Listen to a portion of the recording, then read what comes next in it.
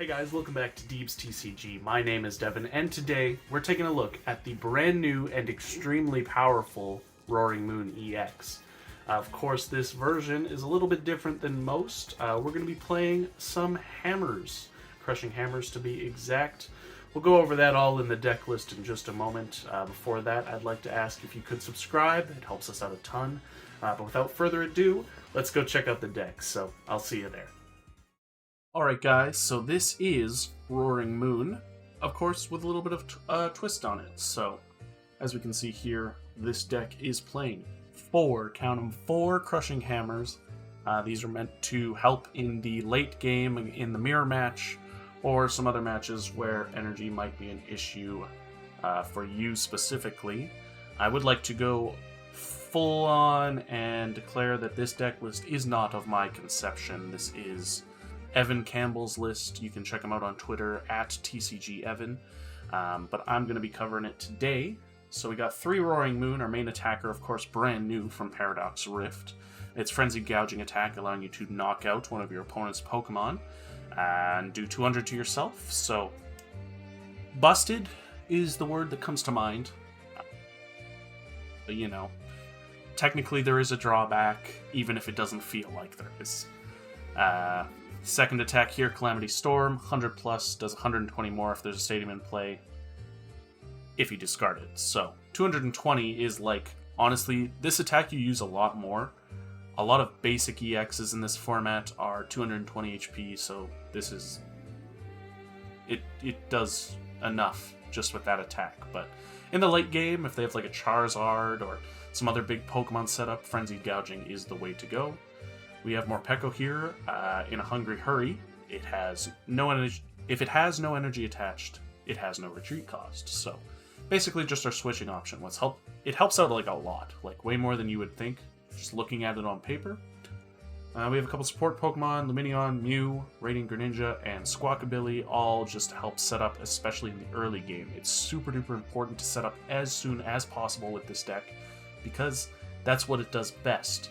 And attacking in the early game is our greatest out to winning. So this deck, this version of the deck plays a 1/1 line of Darkrai V-Star.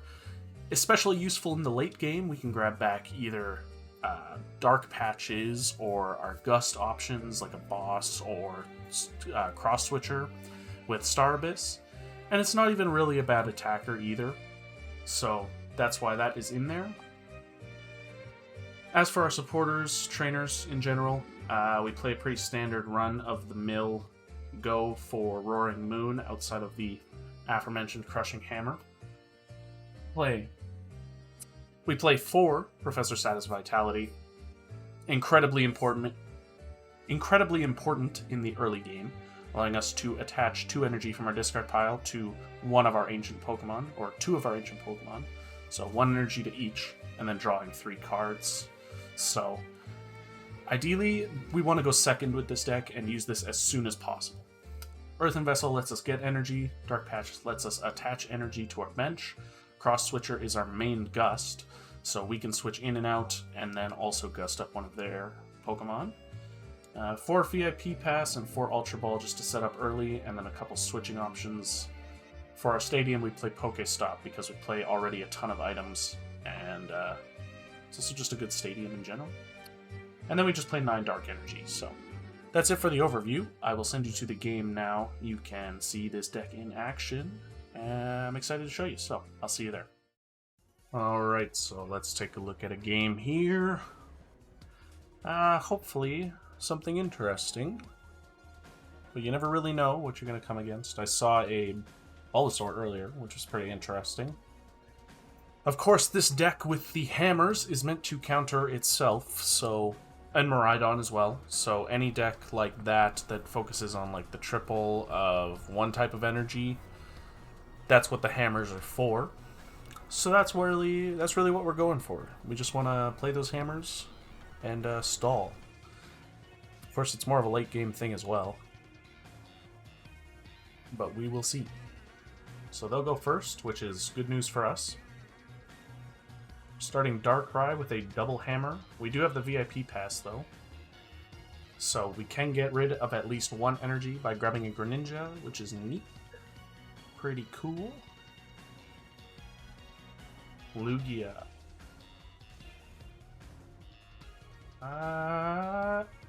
Personally, not gone against a Lugia yet, so I guess we'll see. I would imagine it would be favored. We can hit the V for a knockout if we're lucky as early as the first turn. I don't think it'll be happening this time. Of course, we can knock out the V-Star pretty much at any point, so... Their goal is going to be discarding Archeops. My goal is getting energy in the discard and energy in my hand. So, luckily we have just the cards to do that. Hammers are less effective in this matchup specifically as well. I mean, they have the ability to just attach a ton of energy with Archeops, so my hammers aren't really going to do much, to be honest. And, well, I got 3 of them, so I might just have to discard all of them, really. I'm actually going to go for these 2. Let me see my hand, actually. Yeah. No. Yeah. Yeah, that's what we're going to do. So we're going to use concealed cards first, of course. Hopefully we can draw into a moon. That is literally exactly what I wanted, so cool. Attach there. We can play... Well, we can play the hammers at least. I don't think it'll make a big difference in this matchup, though, really. Alright, so there's that. And I'm just going to Squawk and Seeds right now. Drawn to the Sada, which is great for us. What is the best way to do this? Grab another Moon and I guess the Morpeko as well. Morpeko is nice to have on the bench. Of course, we only have the 1 energy, which isn't ideal, but it is what it is. No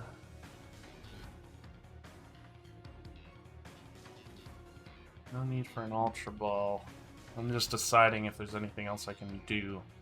Right now, I don't think so. So, do I want to attach here? This presents a huge target if I attach here, whereas this I can maybe get out of. I think we'll just attach there, and we'll call it at that. Of course, assuming the Darkrai is in the deck, we will be able to look for the Darkrai V-Star. We can get back either the Hammers or a Dark Patch, any number of things that are items.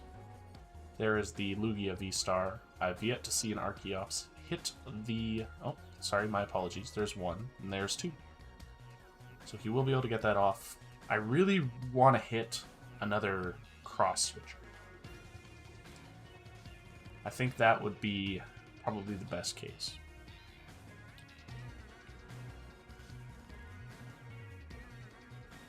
So now he only has the Weirdeer in hand. He can attach a ton of energy and get pretty close to knocking this out. I need another Cross Switcher too. We need a lot of stuff, to be honest. There's the Mew. This deck doesn't play any Energy Switch either, so can't really pull any funny moves. Hopefully, we get put into a better hand here.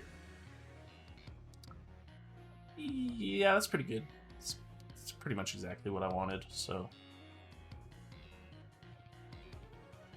I'm going to go probably for just the full KO. Not too shabby.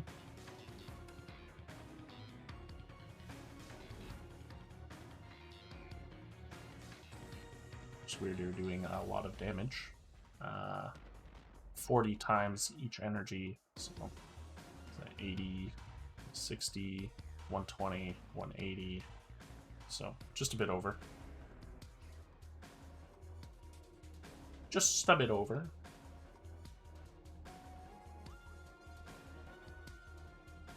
I think that's probably just the best option. We can knock this out. We'll probably get return KO'd next turn, which isn't really ideal.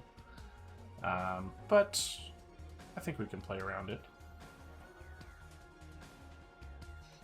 Grab 2 energy off that. We can Dark Patch directly onto this one so that we have someone on the next turn. And I think we'll Pokestop. Not really necessary. There's one half of the switchers.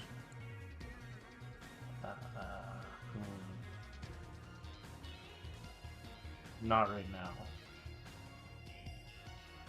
It's not much better. Could be worse. Well, concealed. Kind of want to get another SATA.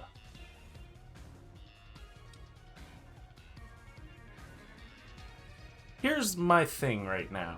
We could boss up the Lugia and just immediately knock it out so it does not even become a threat. I kind of just want to eliminate this though, so he doesn't have any silly energy on here. No. Yeah, so we'll just Calamity Storm. Discarding the Stadium, of course. Doing just enough for the knockout. And get ridding, wow.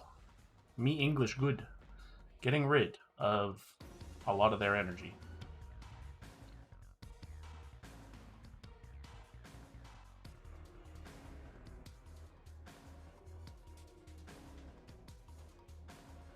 I would like to start taking choice KOs.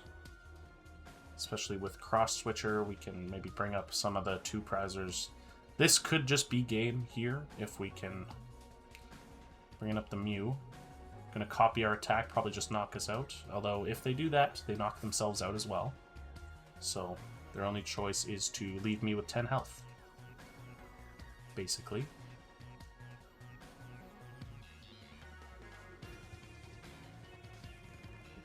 So no boss. Not that they really need it.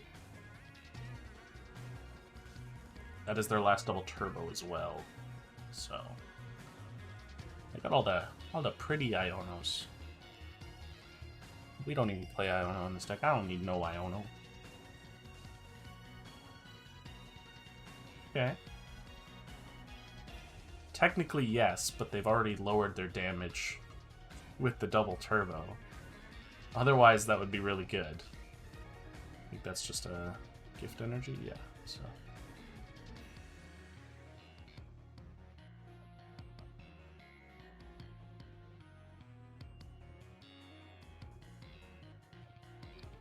That's game. Is that game? We'll go to sudden death if we do that, actually.